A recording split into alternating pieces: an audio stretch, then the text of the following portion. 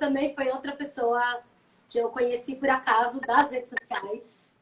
E tava eu zapeando o Instagram também e veio essa história aí do empoderamento. Eu sou a louca do Girl Power, né? E aí um dia estava eu, vou contar minha história com essa pessoa, fazendo xixi num bar em Santos. Quando eu olho atrás da porta, um recorte do jornal Tem Mulher, ou Tem Poder, alguma coisa assim, Tem Poder no mercado cervejeiro. E uma foto dela com um copo assim, ó, contando a história dela. Falei, gente, homem, eu fiquei lá, acho que uns 15 minutos dentro do banheiro lendo a história dela atrás da porta. E aí eu conheci o dono desse bar. Eu vou até falar aqui que esse bar é o Monte Abreja, que eu adoro o Renato. Se ele estiver vendo a gente, adoro, beijo, Rê, adoro o Renato. Perto de casa. Sim, o Renato é um querido, eu amo o Renato. E fui falar pra ele, falei, meu, sou super fã dessa menina, adorei. Fiquei fã só de ler a história dela. Ele, meu, ela é muito legal, tal. Fala com ela é super aberta, tal. Chamei ela, a gente começou a se conversar.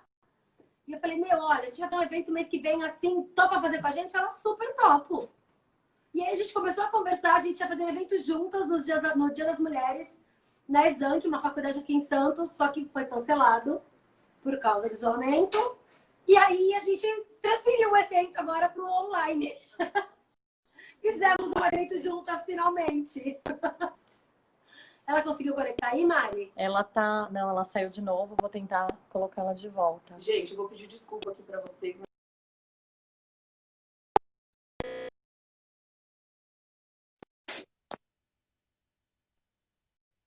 Ela voltou, mas o vídeo dela não aparece. Não adianta. Oi, gente, vocês estão me ouvindo? Ah, apareceu. Eu não consigo me ver, mas espero que eu seja ok. Olha, gente, primeiro... Eu conheci você fazendo xixi no Monte Abreja. Ai, meu Deus do céu, lá tem meu adesivo lá. Maravilhoso. Maravilhosa. E, gente, eu quero primeiro agradecer vocês a estarem abrindo esse espaço aqui para nós, mulheres empreendedoras. Eu acho isso muito grandioso, ainda mais numa época que a gente está vivendo de crise, onde a gente tem que se inovar. E esse bazar online é pura inovação. Eu estou acompanhando vocês desde ontem no estilo reality show. Eu já estou aqui, já fã, super fã dos participantes. E muito obrigada por essa oportunidade e muito obrigada por abrir esse espaço para as empreendedoras poderem vender online, o que é muito importante, que fomenta muito o comércio da região. Eu não estou me vendo, espero... Muito, não é nem um pouquinho, é muito do seu conhecimento, da sua experiência. Olha, eu não estou me vendo, mas espero que vocês estejam me vendo aí adequadamente. Tá tudo ok? Vocês estão me ouvindo? Tá.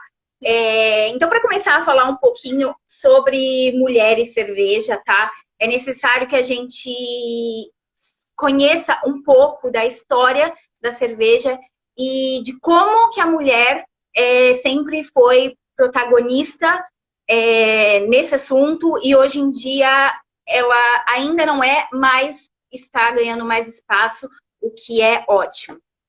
Bom, para começar, né, a gente sempre tem que falar que a mulher, ela sempre foi muito importante. Agora eu tô me vendo aqui, peraí.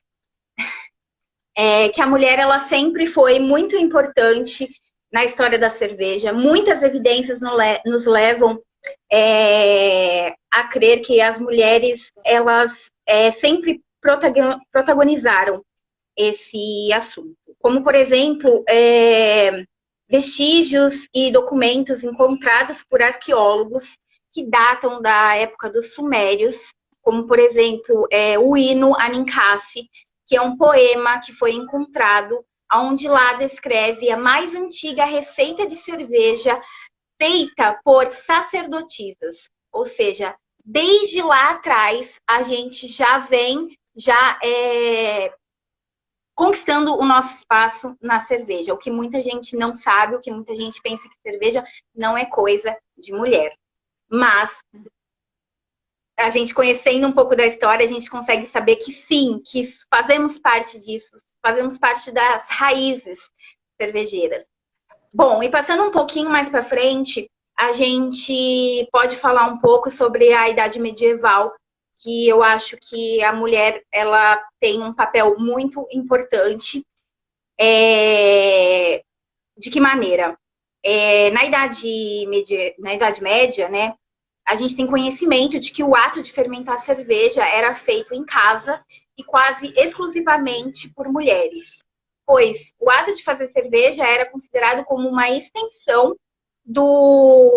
das principais atividades domésticas atribuídas a nós.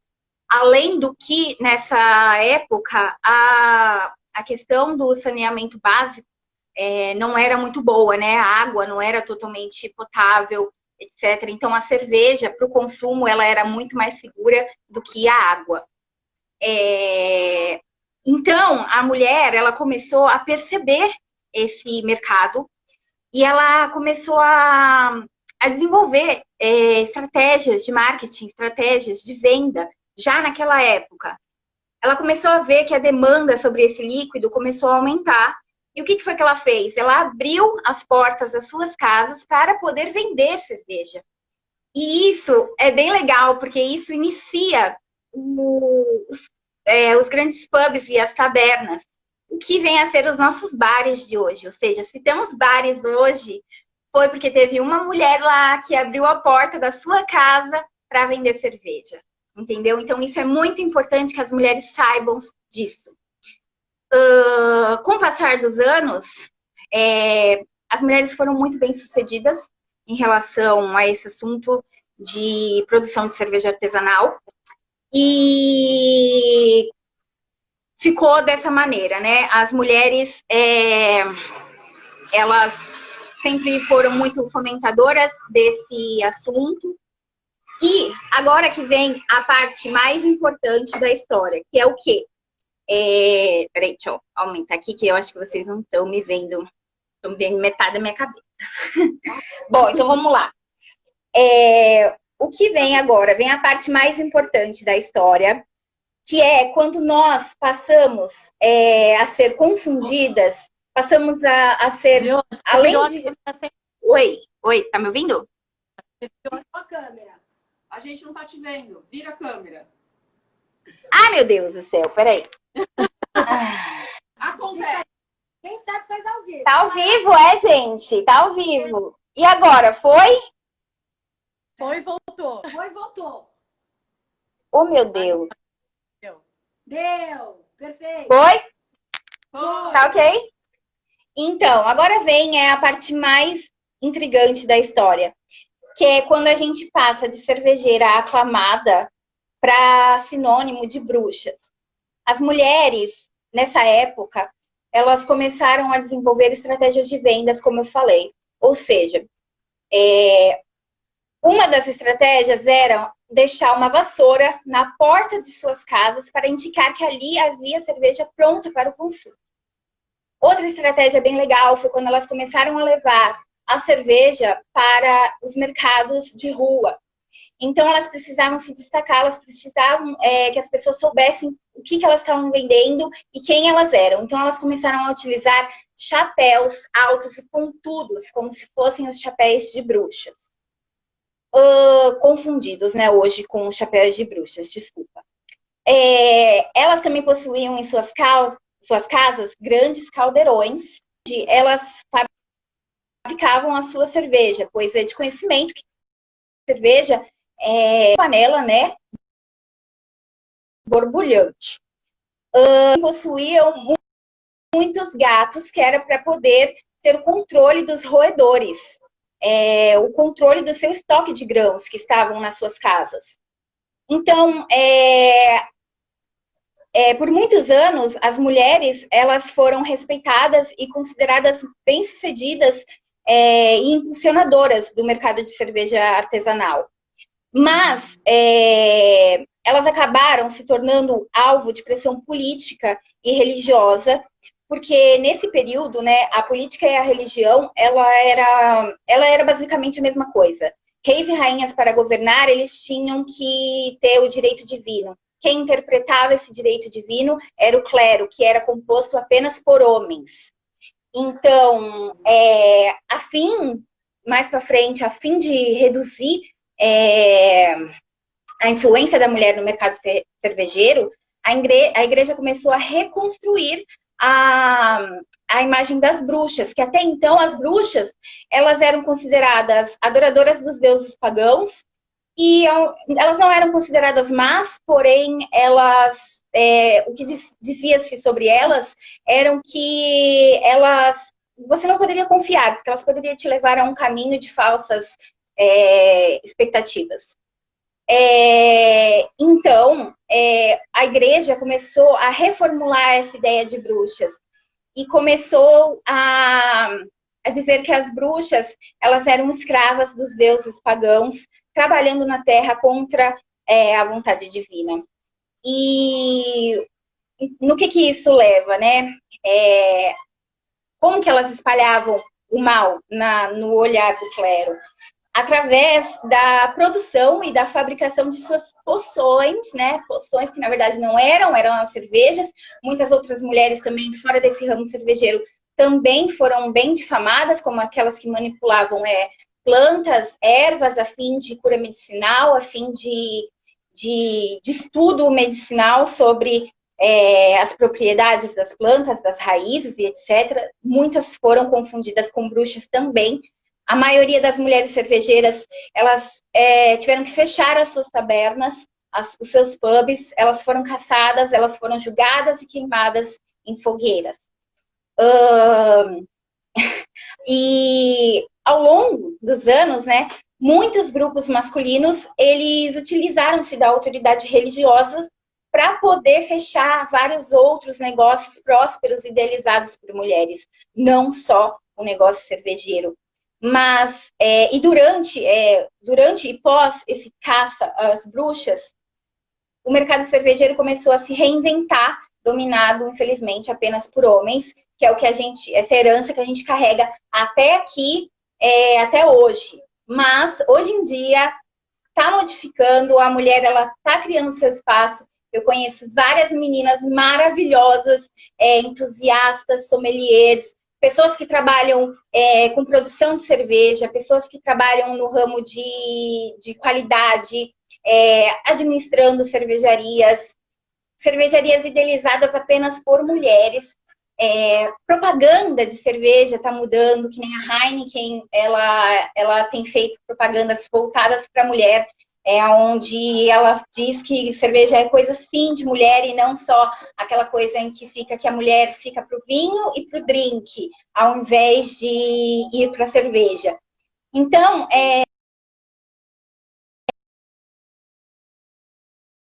e isso abriu um novo caminho para a gente.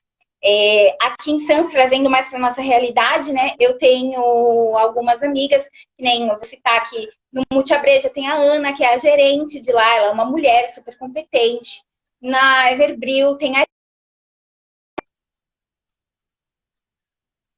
trabalho com muito afinco. No Cerveja Porcaria temos a Cissa, que é uma sommelier também maravilhosa, que dá dicas incríveis. Temos a Aline Araújo, da Escola Educação Líquida, que é a minha mestra superior de tudo, que eu adoro aulas com ela. E que me fez enxergar melhor um pouquinho esse background, essa questão histórica da cerveja. Então é isso, eu acho que a gente está se reinventando e que é maravilhoso a mulher se protagonizando novamente no cenário cervejeiro. É isso. Por enquanto. Se vocês tiverem alguma pergunta, pode ir falando, porque esse assunto é um assunto que eu gosto muito e eu vou falando. Você arrasou, você deu uma aula de cerveja, de história pra gente. Eu sou louca da história. Eu acabei fazendo direito, tanto amar história e... Ai, que lindo. Sabia, você tinha... Naquele nosso primeiro bate, me falou que as mulheres trabalhavam no mercado de cerveja, mas eu não tinha noção dessa história profunda. E eu acho que ele merece sim, como a Ana falou, a Ana acabou de te te citar lá nos stories dela. Merece sim uma live cumprida.